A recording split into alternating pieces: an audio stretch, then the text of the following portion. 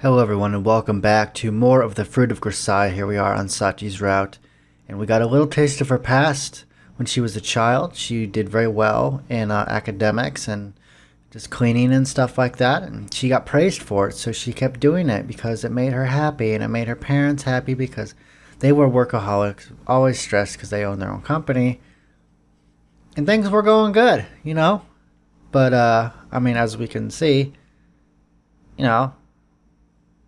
storm clouds are coming in. Can't always have good times. You gotta have the bad times too. Both sides of the coin. You gotta take it in stride.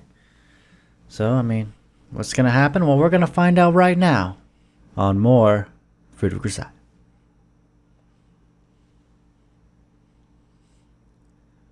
One day, word got out that Dad's family had received a contract for grinding lenses that would be used on a space shuttle, leading to media interest in a TV interview. We'd contributed intricate metal molds that were now valuable manufacturing assets. With the sudden burst of publicity, a few major orders started trickling down to our workshop as well. Dad has always been skilled, and now he had a chance to prove it. In the blink of an eye, rumors were spreading about the high-quality precision dies our workshop produced. Before we knew it, our little branch of the business was flooded with more orders than even his parents' workshop.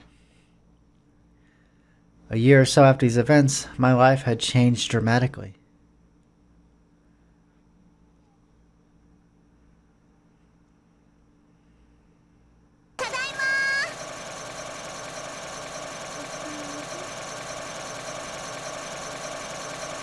Back from school, I yelled out a greeting to the workshop from force of habit, but there was no answer from Mom and Dad. Instead, I was welcomed home by the drone of industrial machines, a constant companion from morning through night. On the dining table, a gorgeous meal was waiting for me, but the clouds of steam that proved the food was freshly made were missing. The pencils I used to wear down to the nub had all been replaced with nice new pens, but I no longer heard Dad's encouraging voice at my side as I studied. I could wear all sorts of brand new clothes, but Mom didn't sew shark appliques into my dress anymore. Among all these, what hurt most was the simplest change of all. I no longer spent much time with my parents. Producing metal dies is precision manufacturing, requiring both high technical knowledge and natural skill. It was extremely difficult to find qualified new employees for such a small business. Dealing with the workload that had suddenly doubled with the same number of people as before, there was no choice but to increase working hours proportionately. The amount of time Mom and Dad spent in the house became extremely limited, and the amount of time I spent alone grew dramatically. Even so, I wanted their attention just as badly as before. Sometimes I would sit up waiting, rubbing my drowsy eyes until the machines finally fell quiet. お疲れ様、お父さん、お母さん。ああ、サチか。こんな時間まで起きていたの？どうしてもお父さんとお母さんに見てもらいたいものがあったの。見てもらいたいもの？ほら見て、今日は初めて理科のテストで100点を取ったんだよ。おお、そうか。偉いな、サチは。おめでとう、サチ。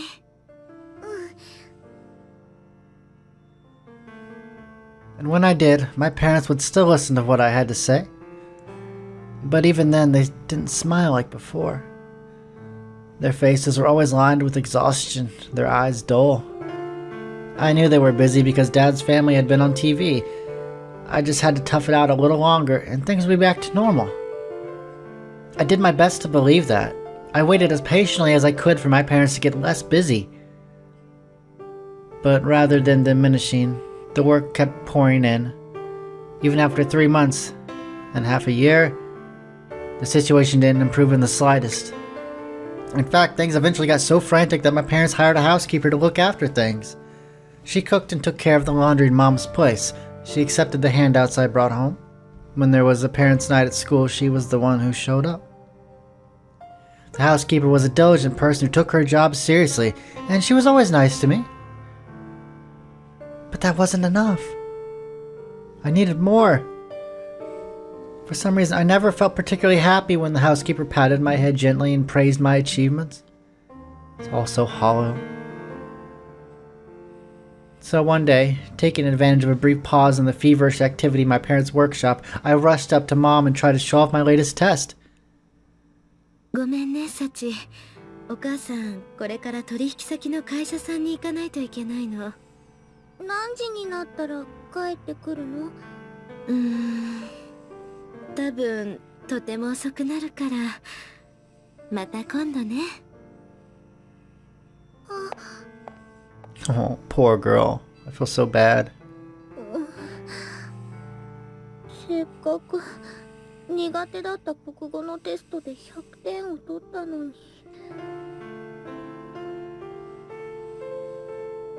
For the first time, I couldn't get her to even glance at the paper. I still remember the shock and anger I felt. Crumpling the test into a ball, I threw it into a trash can.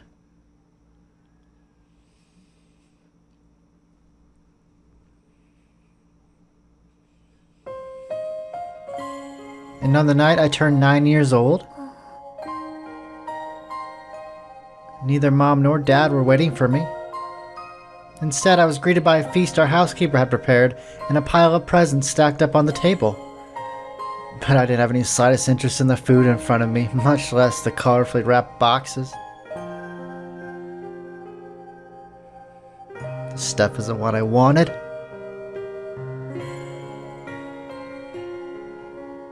The only thing on my mind was conveying that simple truth to my parents, and so I sat, and I waited. Even when the clock ticked past 9 and our housekeeper headed home. Even when unfamiliar shows started to appear on the television, which I'd left on so I could hear the sound of human voices, I didn't budge. And a little after the hour hand on the clock crept past 11, the clamor of machines finally came to a stop. これで明日までには納品できるだろう。でも、すぐに次の仕事にかからないと。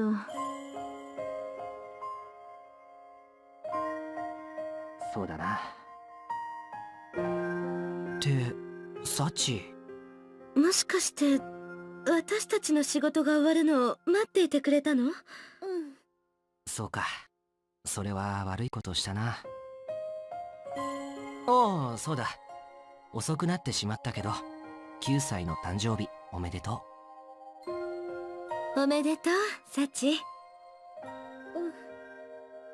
最近、サチには寂しい思いをさせてしまったから、プレゼントも大奮発したのよ。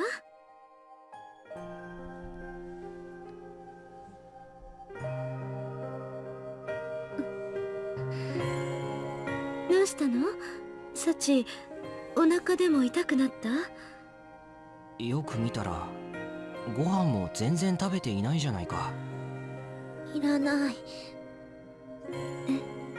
プレゼントもごちそうもいらない。だから一人でステーキを食べるより機械の音が聞こえないお家でみんな一緒にカレーが食べたい。 Before I knew it, the words had slipped out of my mouth, and tears were running down my cheeks. Those were the words I'd kept shut away tightly inside ever since the workshop got busy. My honest, selfish feelings. For the first time in a while, I was the spoiled little girl again. As soon as the words left my mouth, my parents' eyes opened wide with surprise. When that shock gave way to awkward, troubled expressions, I realized the mistake I just made. I just said something really mean to Mom and Dad. The instant I understood how selfish my words had been, my heart started to throb painfully in my chest. I stood up from the table and ran from the room, trying to escape the sudden wave of guilt.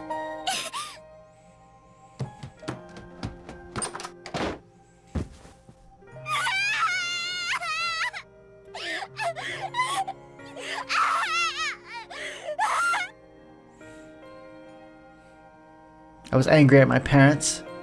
But who couldn't spare a single night for me, even on my birthday? And I was angry at myself for being cruel to my exhausted parents who'd been forced to work by circumstances beyond their control. Tormented by this jumbled mixture of intense emotions, I cried in my pillow until morning came. That was my 9th birthday. After that miserable day, I decided to change my way of thinking and start fresh. Maybe finally saying what I kept locked inside helped. Maybe all the crying got all the poison out of my system. Either way, I found a new conviction to cling to. If what I'd been doing isn't enough, I'll just have to try even harder. Not merely devoting myself to my studies, I began to actively volunteer for class representative and other student government duties. I threw myself into anything that seemed like it might put smiles on my parents' faces, even learning to play the music box song they loved so much. Probably because of that broad-spirited effort, my results at school rose so high that I broke the top 10 list for our year. Grades other than A disappeared from my report card entirely, and the comments were increasingly filled with effusive praise about how I'd become an example for the other students. But even then... お父さん、今日は終業式だったから通知表もらってきたよ。おお、もうそんな季節か。それでね、今回は私評価の数字が全部5だったの。じゃあこの仕事が終わったらじっくり見せてもらうから、もう少しだけ待っててくれるか？もういい。Whoa.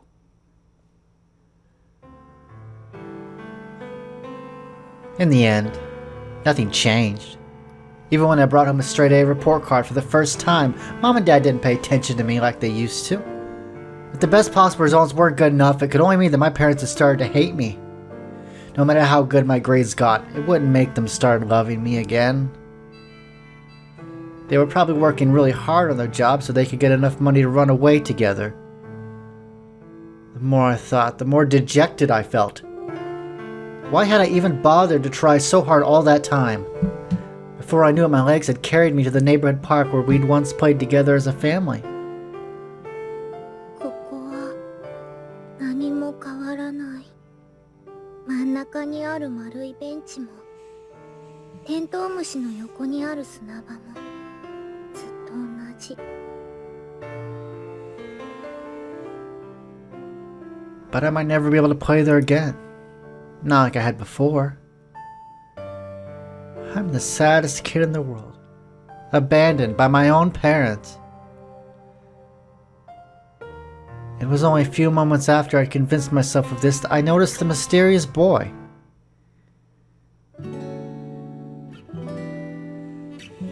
He wasn't doing a thing, just sitting quietly on a swing, staring off into space. I'd always thought of the park as a place where everyone played all the time, so that motionless boy struck me as out of place. What's that kid doing over there? Only a few seconds after that first twinge of curiosity, I walked right up to him. ねえ、私の声聞こえてる？ Huh? だから私の声聞こえてる？それとも聞こえてない？ If I couldn't hear you, I don't think I'd be able to answer. ああ、そっか。そういえばそうだよね。 So, did you want something? うん。あなたは何をしているのかが気になって。I wasn't doing anything, I guess. Oh, look at that. 何それ？ That's adorable.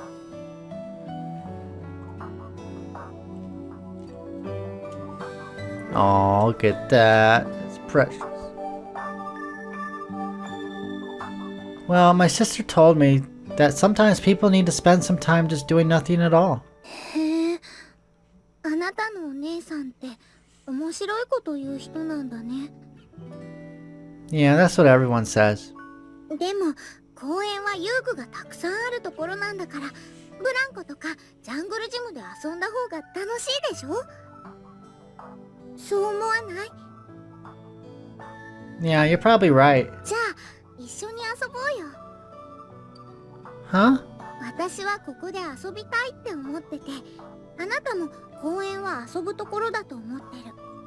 だったら一緒に遊ばない理由はないでしょ。ほら行こう。 That boy looked so painfully bored that even the saddest kid in the world had forgotten to feel sorry for herself. As he blinked up at me, completely dumbfounded, I grabbed him by the hand and pulled him along after me. That was how I met Yukun. まずは何をして。ってそうだ。 What's wrong? あなたの名前を聞くの忘れてた。 Yeah, I guess you did. じゃあ改めて、あなたのお名前は？ Yuji. Kazami Yuji. ユージくんか。じゃあこれからユウくんって呼ばせてもらうね。 Huh? そっちの方が呼びやすいでしょ。 What's your name then? 私の名前はサチ。小峰サチっていうの。 Sachi? Like an orca? ねえユウくん、パンチしていい？グーで。 Sorry. それから私の呼び方もユウくんが好きに決めてくれていいからね。 Okay then. I guess I'll go with Sachin. やっぱりさっちゃんか。 I mean, nothing else really comes to mind. そうだよね。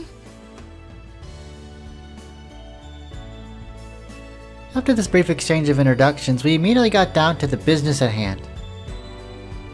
じゃあ最初はあれからだよ、ユウくん。 The jungle gym? そう、まずはどっちが早くてっぺんまで登れるかの勝負だからね。 Wait, hold on a second.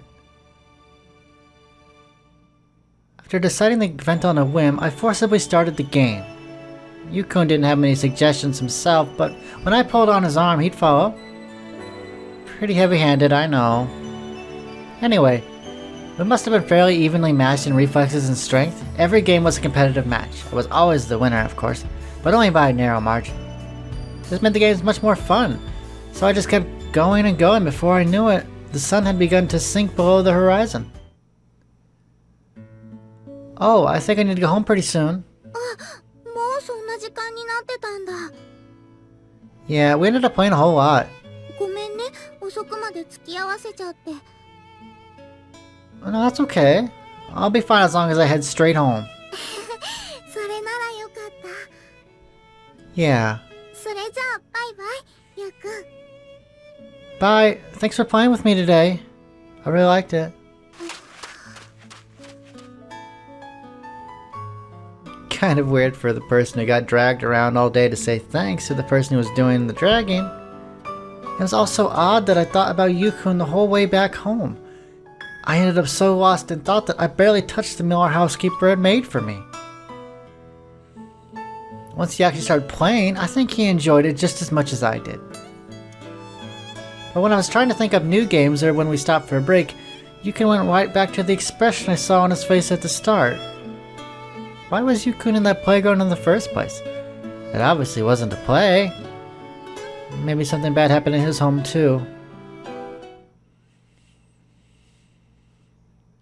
Partly out of simple curiosity, I decided that I wanted to see Yukun again. The very next day, I made my way back to the playground. And sure enough, he was sitting on the exact same swing with the exact same downcast look on his face. こんにちは、ユウくん。 Hi. 今日は最初から返事をしてくれたね。 Oh yeah, and you said hello to me again, Sachin. だって昨日一緒に遊んだんだから私たちはもうお友達でしょ。 Friends? それともまだ早すぎたかな。 No. Thanks for calling me your friend. Did I say something weird? I'm sorry. そうじゃないけど、ユウくんはよくありがとうって言うなと思って。 That's something else my sister told me. People who can offer thanks to others have a happier road through life than people who can't, so... ゆうくんはお姉さんのことが好きなんだね。 Huh? だって昨日もお姉さんの名前が出てきたから。 I guess I did now that you mention it. じゃあやっぱり Yeah. Sometimes I don't really understand what my big sister's thinking, and sometimes she's even kind of scary. But she's normally really nice to me. I think I love her more than anyone else in my family. そっか。でも今度は私もゆうくんのお姉さんに賛成する。 Really? 私のお母さんも言ってたんだ。誰かによくしてもらった時はちゃんとお礼を言いなさいって。 So I guess you love your mom, Sachin. Since you brought up her advice. そうだね。私はお母さんとお父さんのことが大好き。 No kidding. As the conversation moved along, we slowly learned more about each other. That was surprisingly fun in its own way. ねえゆうくん、せっかくまた会えたんだし、今日も一緒に遊ぼうよ。 I don't mind, but is it really any fun playing with someone like me? もちろんだよ。ゆうくんも運動は得意みたいだし、どの勝負も接戦だったから、昨日はすごく面白かったよ。 Thanks. It's nice of you to say that. ゆうくんまたありがとうって言った。 You're right. But that was fine by me. For some reason, every time Yukun said thanks in that slightly bashful voice, I felt genuinely happy. そういえば、ゆうくんは何歳？ I'm 10. Yeah, I'm 10. じゃあ、私の方が年下だったんだ。 Huh? Seriously? I was so sure it was the other way around. じゃあ、ゆうくんは私の方が年上だと思ってたんだ。 I mean, you're stronger than me, and I'm a boy. はあ、ゆうくんってばひどい。私が怪力女みたいな言い方して。Sorry. そんなに怒ってるわけじゃないから謝らなくても大丈夫だよ。 Really? That's good.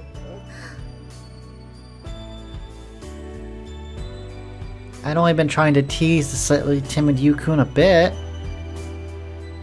But when he smiled with sincere relief to learn that I wasn't upset with him, I was surprised to feel my heart flutter briefly in my chest.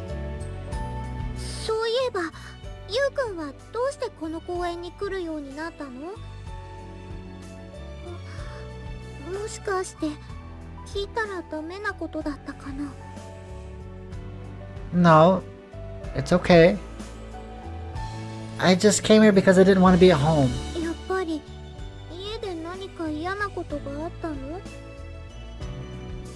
Not really anything bad, but I didn't want to be in the way. 邪魔？ Yeah. You might not believe it, but my sister's what they call a genius. If she just studies a little, she can win first prize at anything. That's how smart she is. わ、 She's す amazing. ごいんだね、ゆうくんのお姉さんって。 Oh, she is. But lately she hasn't been winning that many awards. At home she's been paying more attention to me than her paintings and stuff. Dad got really angry when he noticed that. He told me, "You're useless trash, but Kazuki's actually worth something. Don't drag her down with you." So I try to stay out of the house as much as I can to keep out of my sister's way. Sorry, that's not really an interesting story, is it? なんかじゃない。絞りかすなんかじゃない。 Huh? ひどいよ、そんなこと言うお父さん。ゆうくんは出来損ないなんかじゃない。ゆうくんは運動が得意だし、ゆうくんと一緒に遊ぶのはすごく楽しい。それなのにお姉さんの絞りかすだなんてひどすぎるよ。 Sachin? ゆうくんはゆうくんでいいんだよ。だから自分はいらない子だなんて思っちゃダメだからね。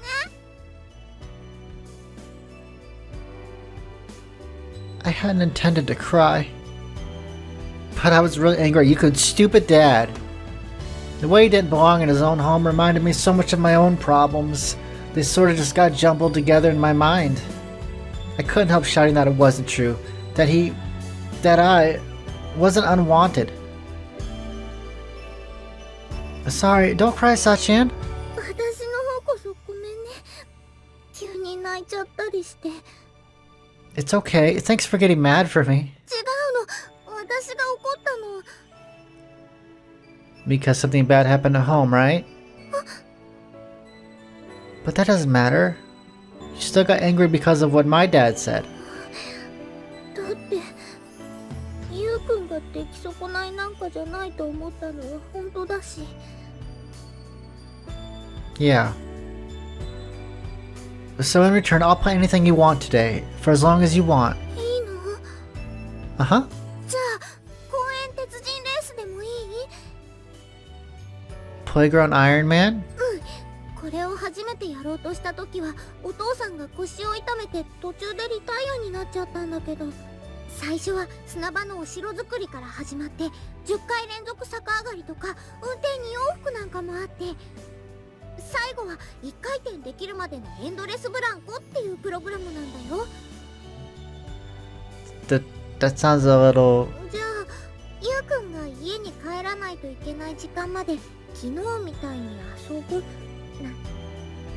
Yeah, I'd be glad to. じゃあ決まりだね。 Aw, hearing that little giggle just makes it all worth it, right? I firmly wiped the tears from my eyes, then seized Yukun's hand and set off running for the seesaw. From that moment, the day sped past in a blur. Covered in sand, the two of us explored every inch of the park, playing and playing until well past the time we had to leave. And when I finally made my way home on that second night, I discovered a clear and pleasant change inside myself. For months, this droning sound of machines from the workshop had bothered me so much that falling asleep was always a struggle, but that day I was snoring peacefully away the moment my head hit the pillow. Exhaustion from running around all day definitely had something to do with it, but more than anything else, I think it was because I suddenly felt so happy. In the park where I might never again play with my family, I'd stumble across a nice boy my age. He was a sweet kid who said thank you at the drop of a hat, so things would definitely go well. We'd be best friends in no time. For some reason, I felt absolutely certain of that. As it turned out, my hunch was on the money. After those first few meetings, Yukun and I started playing together in the park pretty much every day. At first we headed home quietly when the sun began to set, but after a while we naturally started to say, "See you tomorrow." And when one of us couldn't make it in for whatever reason, we'd let the other know in advance.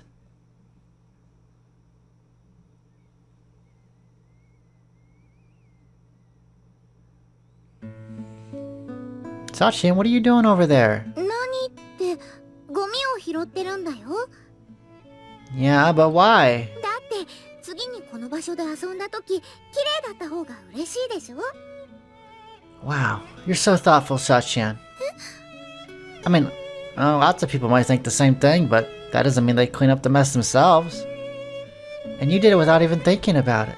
You're kind of amazing. Oh, did I say something weird again? I'm sorry. 久しぶりに褒められたからちょっとびっくりして。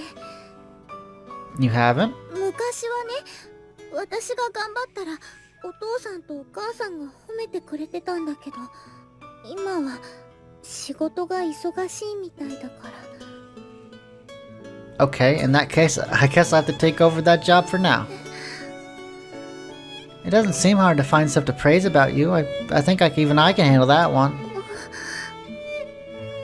Is that okay with you? それはいいけど。 Okay, in that case. Good job, Sachin. With those words, Yukun brought his hand to rest on top of my head. It was far smaller than Mom's hand, let alone Dad's. And yet, in that moment, his hand felt gentler and warmer than any other I'd known.